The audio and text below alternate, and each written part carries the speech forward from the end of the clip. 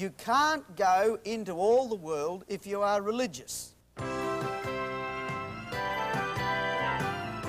From Portland, Oregon, Verdict Publications presents its 1987 Summer Seminar, Farewell to Religion, with Verdict editor Robert D. Brinsmead.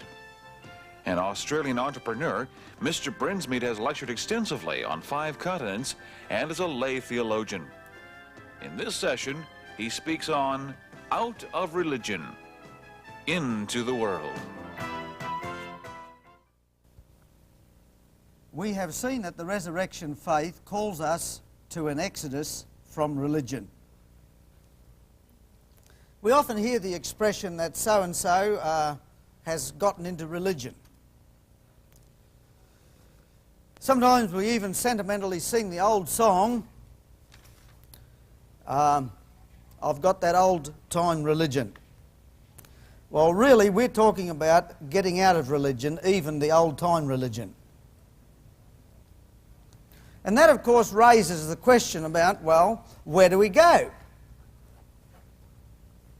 And my answer, if I may use the words of Jesus in a rather different way than which they're generally used, go into all the world. You leave religion and go into the world. Indeed, to go into all the world. I think the resurrection faith gives us even a new way of looking at this mandate of Jesus, going into all the world and proclaiming the gospel to every person. All the world, every person.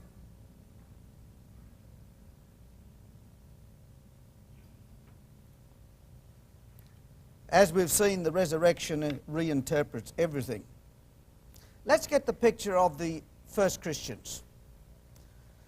The first Christians were the Jerusalem Christians, and led by the apostles, the very men who were the first witnesses to the resurrection, indeed the only witnesses, I suppose, to the resurrection, they stayed in Jerusalem and made no effort to go out to take the gospel of the risen Christ beyond the borders of Judaism.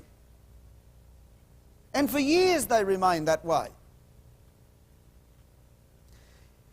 In reconstructing the picture of what happened, it seems to be that they had a certain interpretation of the Old Testament where they thought that the Gentiles, if they were to be benefited in some ways, were to come into Jerusalem.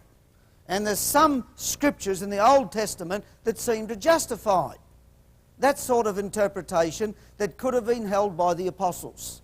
Anyway, they stayed pat. Right there within the boundaries of Judaism, they stayed pat right there in Palestine for years and made no effort to take the gospel beyond the boundaries of their religious ghetto.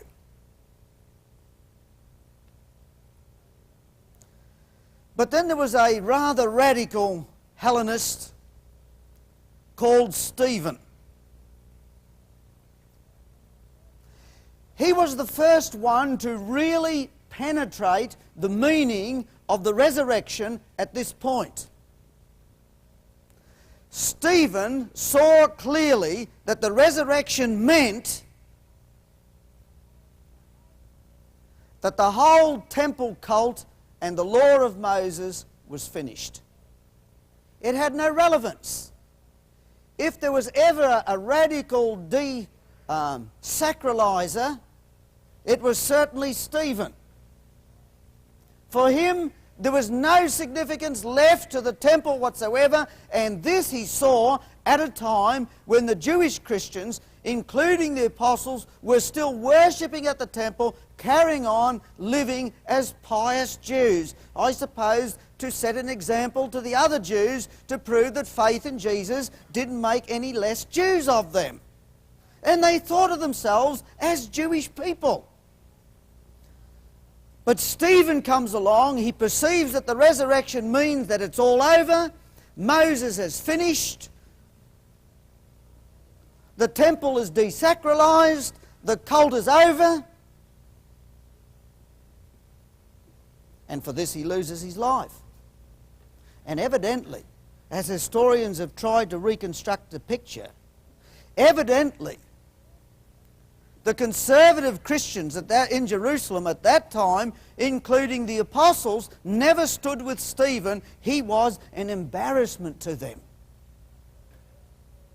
And then the persecution fell on the church, but not the whole church, because if you read Acts very carefully, the apostles stayed in Jerusalem and had rather good standing and repute there. In other words, those who took the conservative position, they were quite secure, even right there in Jerusalem, being well received by the people, but the persecution fell on the party of Stephen. He, of course, had been executed, but it fell on others like Philip and so on, and they were scattered. They were thrown out by the very pressure of the persecution, and as they then went to live among the Gentiles, they shared the testimony and carried out the mandate of Stephen that the era of Moses was finished and the temple cult was finished. They shared the good news of the resurrection of the crucified Jesus with the Gentiles. Some of these believed and they rejoiced and they received the Spirit just the same as the Jewish Christians did on the day of Pentecost, without making any effort. And this is the interesting thing. When those missionaries went out, when those Hellenists went out with the gospel, they didn't take their religious traditions with them. And that's the amazing thing about it. They left it all behind. They saw that the resurrection had made all that religion obsolete.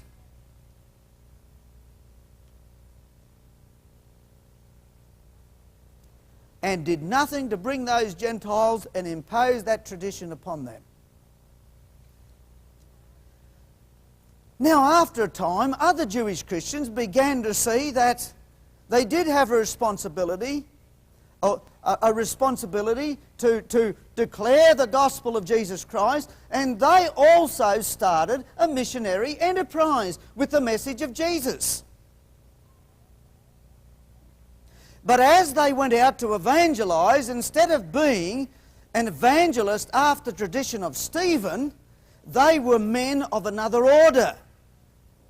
They believed that the Gentiles must be circumcised, which is, of course, a sign of submission to the Jewish Torah, to keep Sabbath, to eat kosher food, and so on. And so when they went out to evangelize,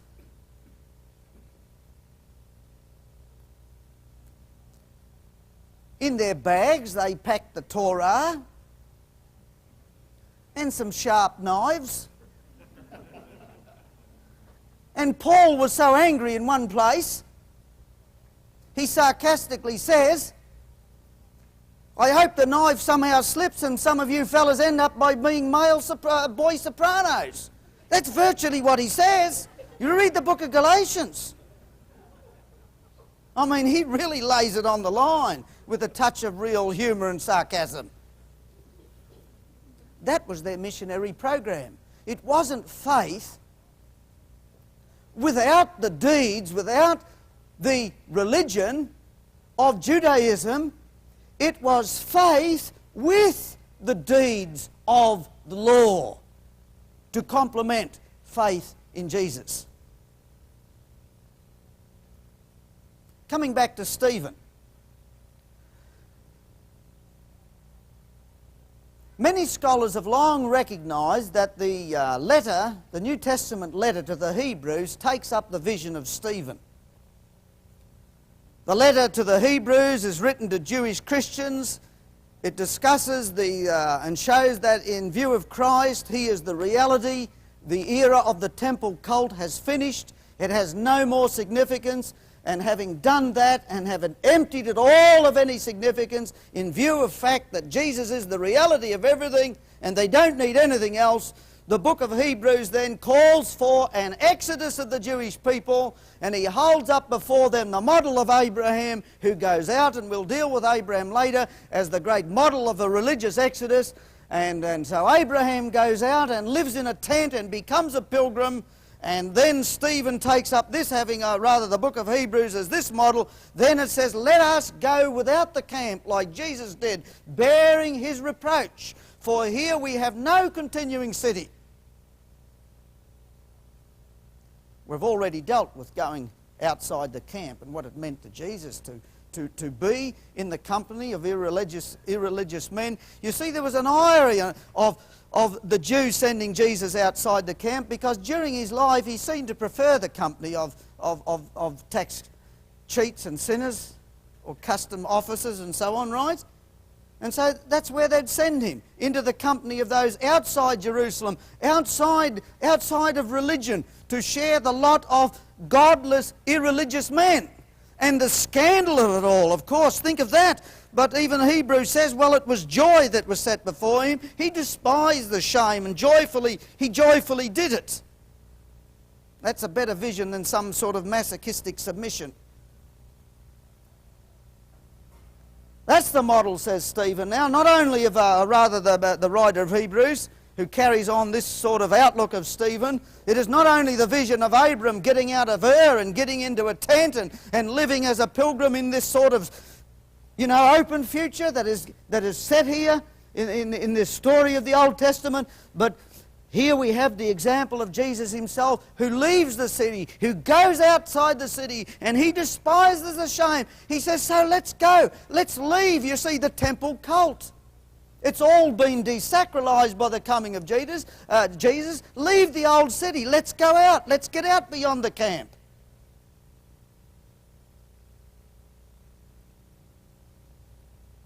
Now, the interesting thing that Hebrews doesn't say there, having left that city, and the city refers to the dominion of the law, religion, you see. Get outside the city and follow Jesus. And because we don't have a city here, he says, we seek one to come. And in the one to come, thinking of what this city is to come, the New Jerusalem, which it already has come in faith. But if you're looking at the future in the book of, the last book of the New Testament, the book of John, he speaks about the city. And do you remember he said there was no temple in it? No religion in that one. Because Christ is the temple. He's the reality of it all. So you're to leave the city, follow the example of Jesus, Abraham, Jesus, bear the reproach, leave it all behind. It's all become obsolete. Christ now is the end and abolition of religion. And Hebrews makes it quite clear. He doesn't mean leaving this city and trying to find another one, or try and build another one. You remember the story of Lot being taken out of Sodom and Gomorrah, and the Lord wants to take him right out into the sticks, and Stephen says, Lot says, this is too much. He says, let me go to this city, it's only a little one. All right? Oh no, you don't get that picture in the letter of Hebrews. But the fact is, if you look at Christian history, they forsook the city of Judaism and actually built another religion, as represented, for instance, in Augustine's great volume called The City of God, which was his vision for the Christian church. And thus, in Christian history, we do find a construction of another religion to take the place of Judaism, which is really a form of Christian Judaism.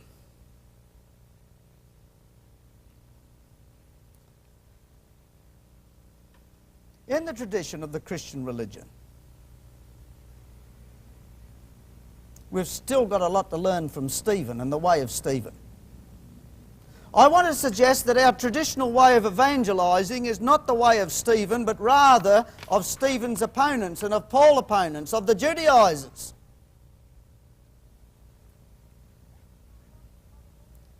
As we go out into other lands and to other cultures and parts of the world, we take our religious paraphernalia with us. We pack our bags with all our religious gear. Maybe I could give the symbolism of the American sort of having a holiday, and he wants to get out and get close to nature, and he wants to go out camping. So what does he do? Of course, he has one of these beautiful mobile homes. As I read in Time magazine, it's the American way of getting away from it all and yet taking it all with you. So you can see here the Christian evangelist, he gets the command, you see, he has the mandate of going into all the world, but the only way he knows of how to go into the world is to set off for the world in a religious context, he has to take his mobile home with him. I mean, he has to have his special food in there because he can't eat the food of the world. And he has to have his religious records, and he has to have his TV, and he has to have maybe his little baptismal font in there, you know? Or is it a sprinkler? I don't know whether it's a tank or a sprinkler. But anyway, he's got that gear there. He's got the religious gear. It's there, you see. And he goes out into the world in this type of insulated religious tank that he's out there, so he doesn't get infected. I'm mixing my metaphors here a bit. And so he finds a poor, unlucky, he finds some sort of pagan victim out of the world, you see, and he pokes his head out of his mobile home, and you can see him say, to the Indian or the African, he says, "Come in here, I'll show you something interesting," right? And he gets the victim into his mobile home, and, I'm not saying nothing is accomplished. There's something there about Jesus, but look at all the fascinating religious gear he sort of brings out.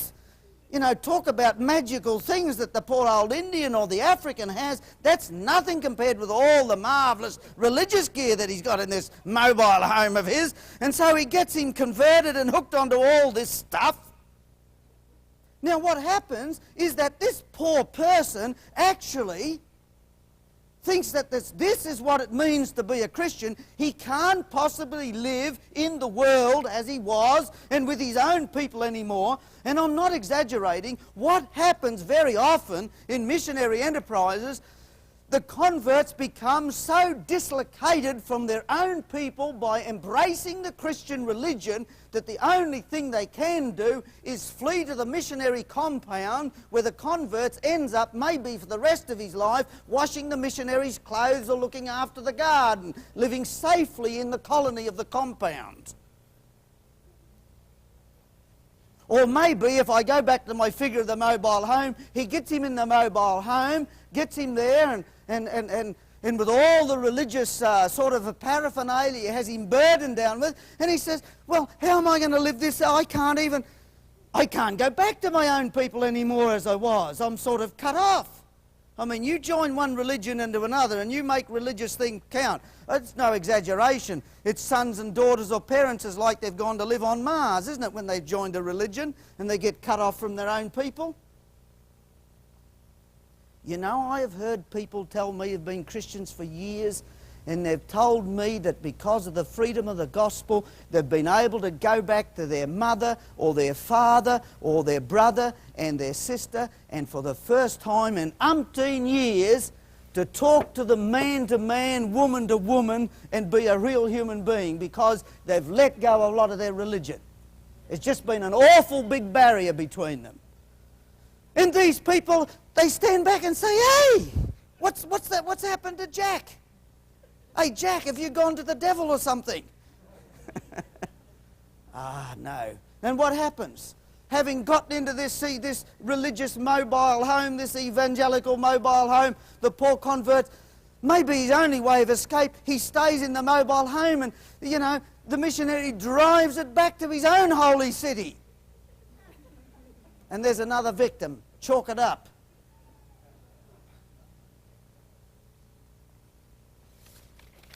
No, Jesus said, "Go into all the world."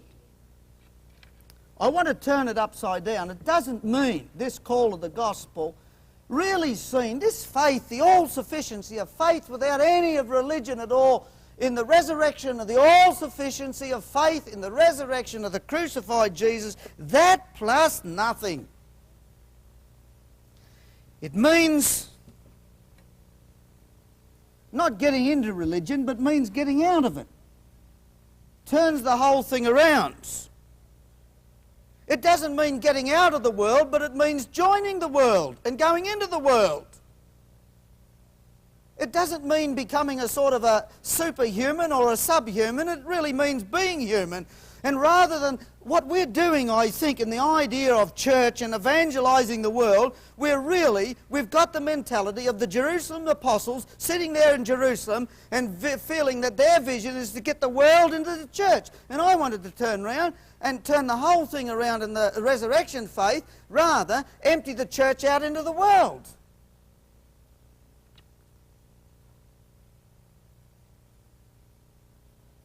But you can't go into all the world. The plain fact is, you can't go into all the world if you are religious. You might go into some of it, but you won't go into all of it, and certainly you won't go to everybody.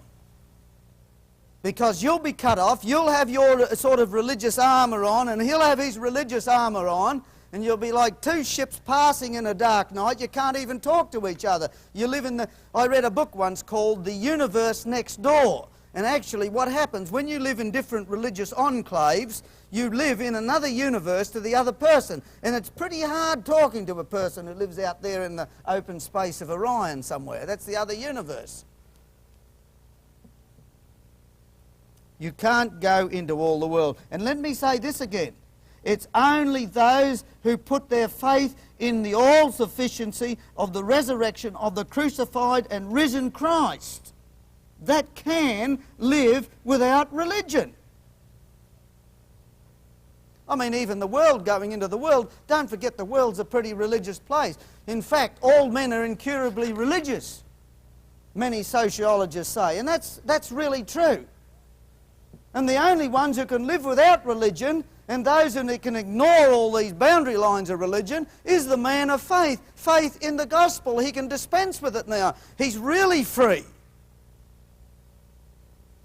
I mean, if you go out in the world, I read a very interesting book on the sociology of religion, and it shows how it's very hard for a Jew or for a Mohammedan or for certain Christians in different religions of the world, if they actually go outside of the Jewish world or the Jewish ghetto and really go into the world, they become very, very uncomfortable because it becomes practically impossible to practice their religion truly outside the world. So what they have to do is get a little Jewish colony, as it were, or a little Islamic colony and take it with them out into the world so that they can really go to the world, because as long as you are religious, you can't really go into the world in the proper sense of the word.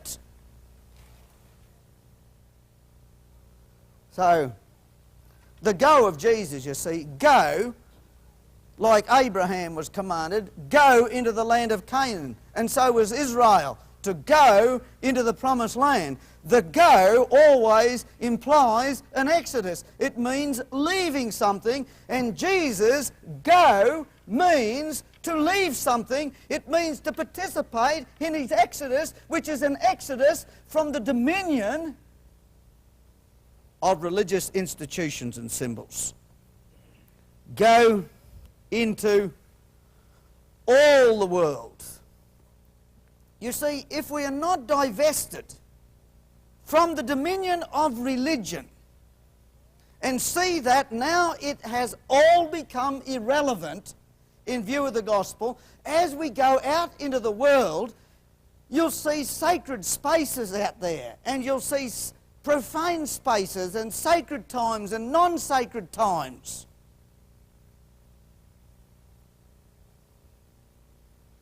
And it becomes impossible unless you put on the gospel glasses and you can't even see the religious boundary lines and treat it all as irrelevant. I remember a few years ago I was in this country, and it was also the 4th of July. And I presented a subject. I've never spoken about it since, and I really don't want to speak about it since. It was called Farewell to, well, you know what, some of you.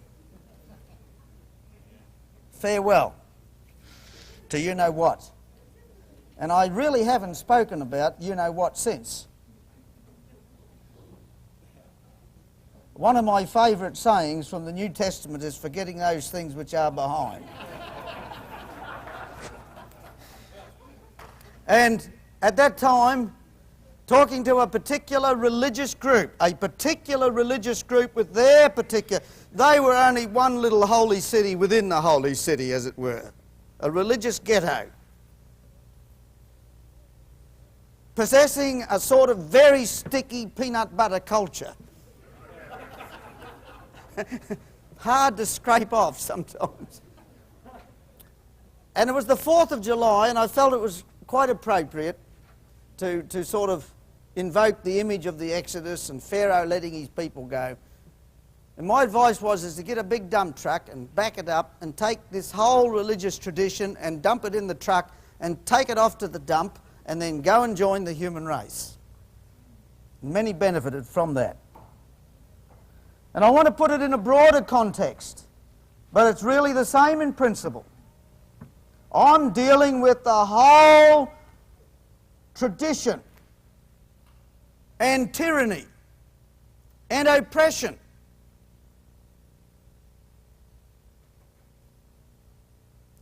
that's associated with the Christian religion. I don't believe that Jesus came to replace one religion with another. He did not. That was our work and not his. But we should bring up a really big dump truck this time and put it all in there and go and join the human race, because after all, to go and join the human race is exactly what God did in the person of Jesus. As he came down here to pitch his tent, and you can see where he pitched it and to whom his heart was drawn to, he came and he genuinely and he really joined the human race, and see in the marvellous way that he related to people, that he treated their religion as if it was, indeed it was, in his presence, it all became irrelevant. That's the marvellous freedom to which we're called. Imagine now, we're called, as it were, to join the human race. Someone asked me the other day, well, what are we going to call ourselves? And I thought for a while, and I said, you mean to say what party we're going to belong to?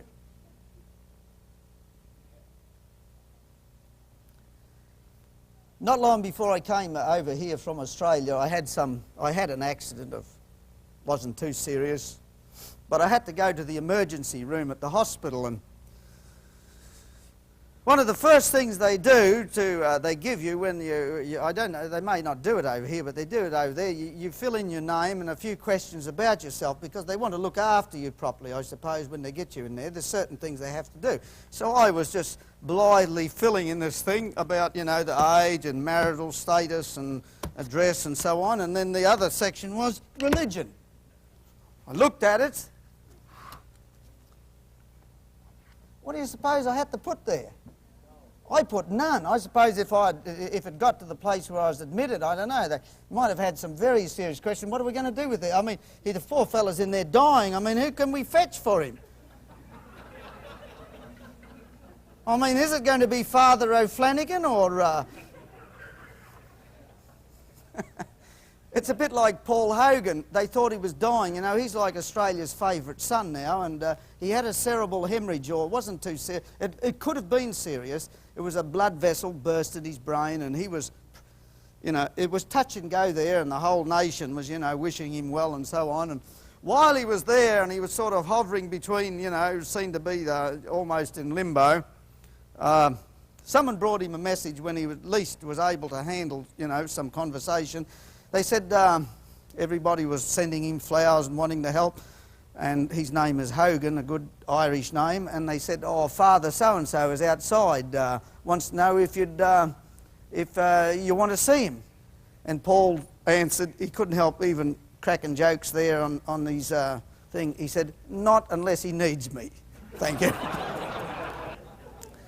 Imagine having a big party. Now we've joined the human race. Let's have a party, join the great party that Jesus actually called, where everything really becomes irrelevant. All religion actually becomes irrelevant here. Only one really thing matters, see?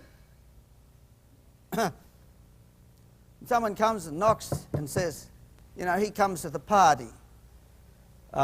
He says, I'm a Baptist. Do you mind if you let me in? We say, we won't hold that against you. Come in.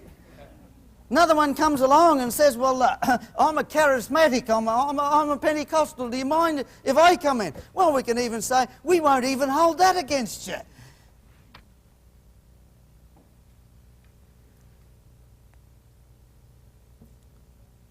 What a freedom is open to us. What undreamed of access. talk about barriers that people put up against and between people.